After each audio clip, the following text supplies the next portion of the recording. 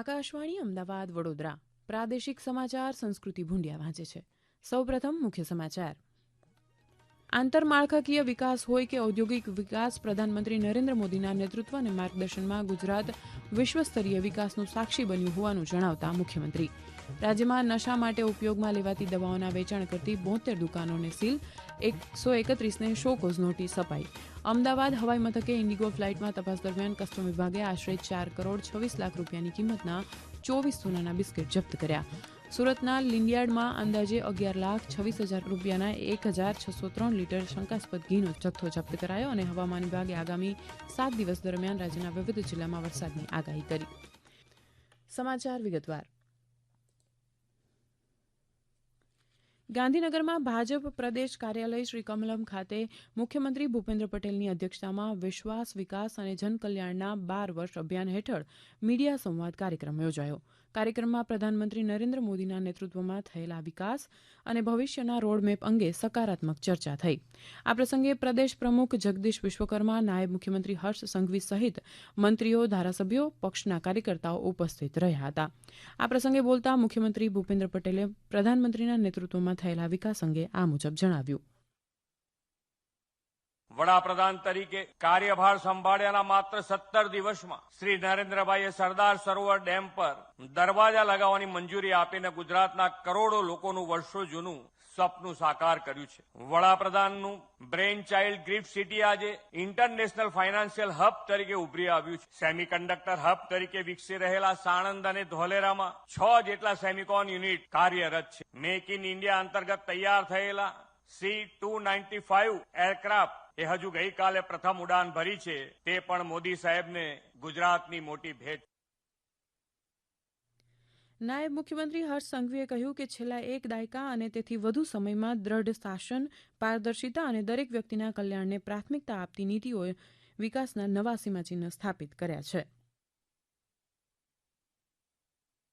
આદરણીય મુખ્યમંત્રી શ્રી ભૂપેન્દ્રભાઈ પટેલના માર્ગદર્શનમાં રાજ્ય સરકાર અને આદરણીય પ્રમુખ શ્રી જગદીશભાઈ વિશ્વકર્માના માર્ગદર્શનમાં ભારતીય જનતા પાર્ટીના પ્રત્યેક કાર્યકર્તાઓ આ દિશામાં કામ કરી રહ્યા છે. પણ હજી વધુ મજબૂતાઈથી આ એક ગામ, એક ઘર સુધી આદરણીય પ્રધાનમંત્રી શ્રી નરેન્દ્રભાઈ મોદી દ્વારા લાવેલી ગરીબલક્ષી યોજનાઓને પહોંચાડવા માટે અમારા ભારતીય જનતા પાર્ટીના તમામ કાર્યકર્તાઓ ખૂબ જ કટિબદ્ધ રીતે કામ કરશે. કાર્યક્રમમાં પૂર્વ મુખ્યમંત્રી સ્વર્ગસ્થ વિજય રૂપાણીને અને વિમાન દુર્ઘટનામાં જીવ ગુમાવનારાઓને પુષ્પાંજલિ અર્પણ કરવામાં આવી હતી. રાજ્યમાં નશા માટે ઉપયોગમાં લેવાતી દવાઓના વેચાણ કરતી 72 દુકાનોને સીલ કરાઈ અને 131ને શોકોઝ નોટિસ સહિત લાયસન્સ રદ કરવા સુધીના પગલાં લેવામાં આવ્યા.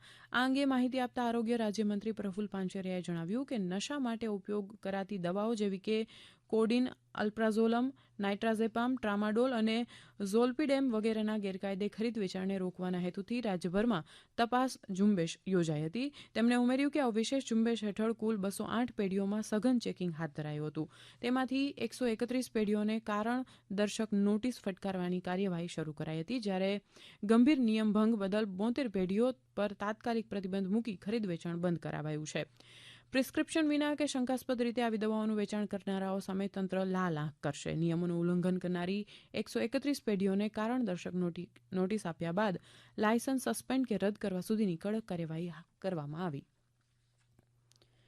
દુબઈથી અમદાવાદ એરપોર્ટ પર આવેલી ઇન્ડિગો ફ્લાઇટમાં સર્ચ ઓપરેશન દરમિયાન કસ્ટમ અધિકારીઓએ 24 સોનાના બિસ્કીટ જપ્ત કર્યા છે, જેની કિંમત 4 કરોડ 26 લાખથી વધુની આંકવામાં આવી છે. સોના પર કાયદેસરની માલિકીનો દાવો કરવા માટે કોઈ વ્યક્તિ સામે ન આવતા કસ્ટમ એક્ટ 1962ની સંબંધિત જોગવાઈઓ હેઠળ આ સોનાને બિનવારસી ગણીને જપ્ત કરવામાં આવ્યું છે. આ મામલે આગળની તપાસ ચાલુ છે. લોકોના આરોગ્ય સાથે ચેડા કરનાર અને ગ્રાહકોને ગેરમાર્ગે દોરનારાઓ સામે રાજ્ય સરકારની કડક કાર્યવાહી કરશે. ખોરાક ઔષધ નિયમન તંત્રની તાજેતરની કામગીરી અંગે માહિતી આપતા મંત્રી પ્રફુલ્લ પાનછરિયાએ વધુમાં જણાવ્યું કે ગાંધીનગરની ફ્લાઇંગ સ્ક્વોડ દ્વારા સુરતના માંગરોળ તાલુકાના લીંડિયાડ સ્થિત દેવકુંજ મિલ્ક પ્રોડક્ટ પ્રાઇવેટ લિમિટેડ ખાતે દરોડા પાડી અંદાજે 11,26,000 રૂપિયાના 1,603 લીટર શંકાસ્પદ ઘીનો જથ્થો જપ્ત કર્યો છે. જપ્ત કરાયેલા ઘીના સેમ્પલ લેબોરેટરી ટેસ્ટિંગ માટે મોકલાયા છે. મંત્રીએ વધુમાં ઉમેર્યું કે ખોરાક અને ઔષધ નિયમન તંત્ર દ્વારા સમગ્ર રાજ્યમાં આઈસ્ક્રીમ, ફ્રોઝન ડેઝર્ટ, શ્રીખંડ અને મઠોના વેચાણ સંદર્ભે વિશેષ તપાસ પ્રક્રિયા તેજ કરવામાં આવી છે, જેના ભાગરૂપે ફૂડ સેફ્ટી અધિકારીઓની ટીમોને ઉત્પાદકો, હોલસેલર્સ અને ડેરીઓ પર સઘન દરોડા પાડીને અત્યાર સુધીમાં 183થી વધુ નમૂના લીધા છે. કાયદાનું ઉલ્લંઘન કરનાર કોઈપણ ચમરબંધીને છોડવામાં આવશે નહીં. રાજ્યના પ્રત્યેક નાગરિકોને સુરક્ષિત, પ્રમાણિત અને ગુણવત્તાયુક્ત ખાદ્ય પદાર્થો ઉપલબ્ધ કરાવવા માટે સરકાર મક્કમ હોવાનું શ્રી પાનછેરિયાએ જણાવ્યું હતું. આ સમાચાર આપ આકાશવાણીના અમદાવાદ વડોદરા કેન્દ્ર પરથી સાંભળી રહ્યા છો. આ સમાચારનું જીવંત પ્રસારણ આપ અમારી YouTube channel AIR news Gujarat પર પણ સાંભળી શકશો. વધુ સમાચાર માટે અમારી વેબસાઇટ newsonair.gov.in/geo અને મારા એક્સ હેન્ડલ AIR_news_ABAD ને ફોલો કરશો.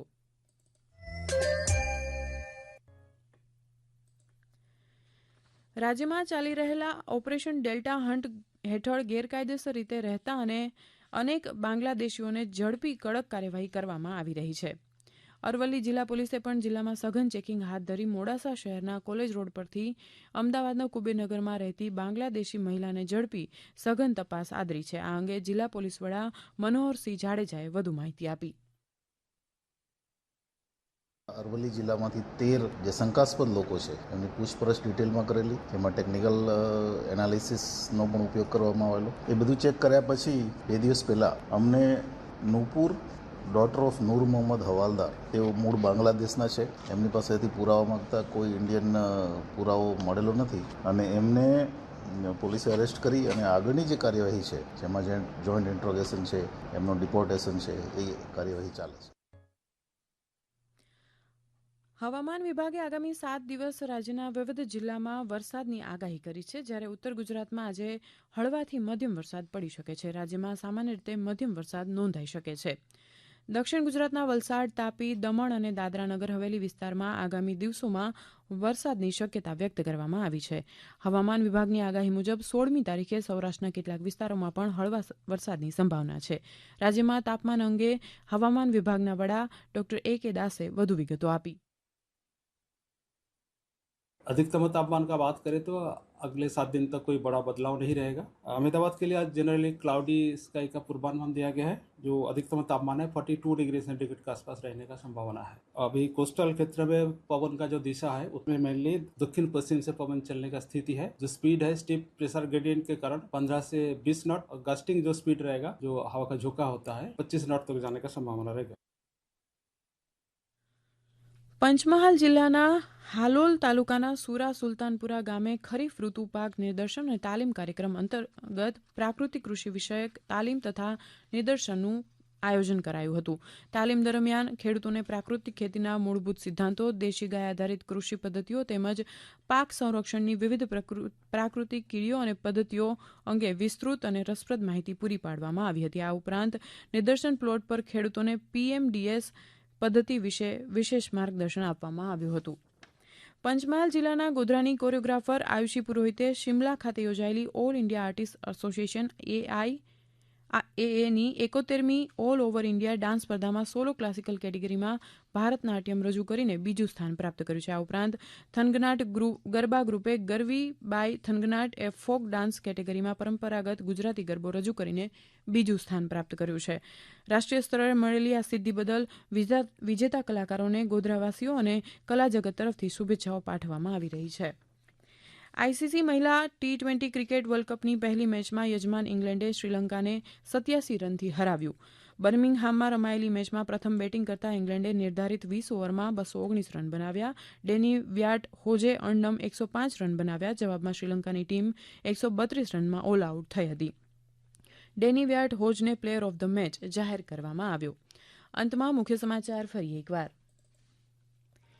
આંતરમાળખાકીય વિકાસ હોય કે ઔદ્યોગિક વિકાસ, પ્રધાનમંત્રી નરેન્દ્ર મોદીના નેતૃત્વ અને માર્ગદર્શનમાં ગુજરાત વિશ્વસ્તરીય વિકાસનું સાક્ષી બન્યું હોવાનું જણાવતા મુખ્યમંત્રી રાજ્યમાં નશા માટે ઉપયોગમાં લેવાતી દવાઓના વેચાણ કરતી 72 દુકાનોને સીલ, 131ને શોકોઝ નોટિસ અપાઈ.